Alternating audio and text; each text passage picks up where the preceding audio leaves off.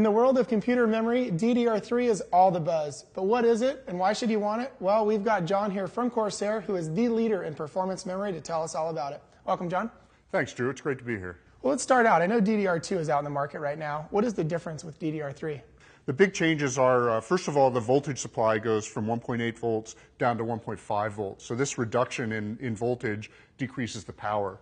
The second thing is they've made some changes to the circuitry called dynamic on-die termination that basically smooths out the signals so that they can run faster.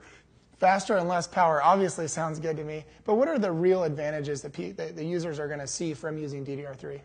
Our DDR3 enthusiast memory starts at 1333 megahertz and right now runs up to 1800 megahertz. So this is a great performance increase. We're finding that DDR3 is likely to go up to 2 gigahertz by the end of the year, which is truly astounding speed. Tell me about how Corsair is different from the other DDR3 modules that are out in the market.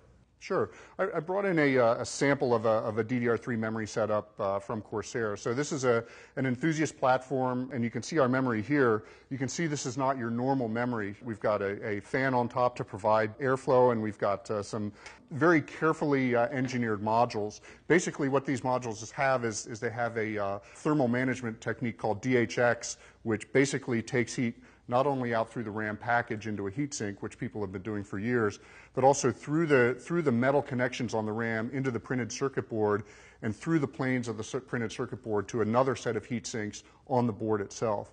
So this gives you two paths to get the heat out of the module, and it resolves a more thermally efficient operation and better performance. And this is something that's totally unique to Corsair.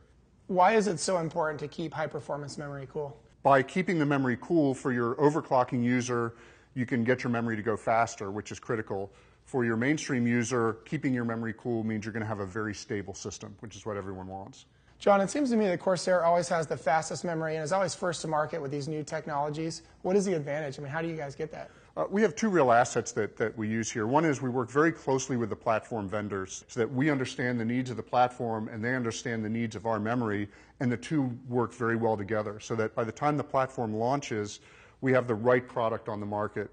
The second thing is we have a facility within Corsair called Corsair Labs, where we have literally dozens of motherboards set up on racks, and we have a team of enthusiasts in there just throwing lots of different settings at them, seeing how they'll perform, seeing what kind of memory works with what kind of board and so forth. If I'm going to build, my new computer system, how do I know how much DDR3 memory to use? It really depends on what you want to do. If you're trying to build the fastest overclocking system that you can, right now you want to use 2 gigabytes of DDR3 memory. If you're building a system that you're going to be using for heavy computing or for a ton of gaming or things like that, we'd recommend 4 gigabytes at this point. Finally, if you're doing a lot of video processing or video editing, video encoding, that sort of thing, like I am, I have 8 gigabytes in my system running Vista 64, and that makes a big difference in those types of applications.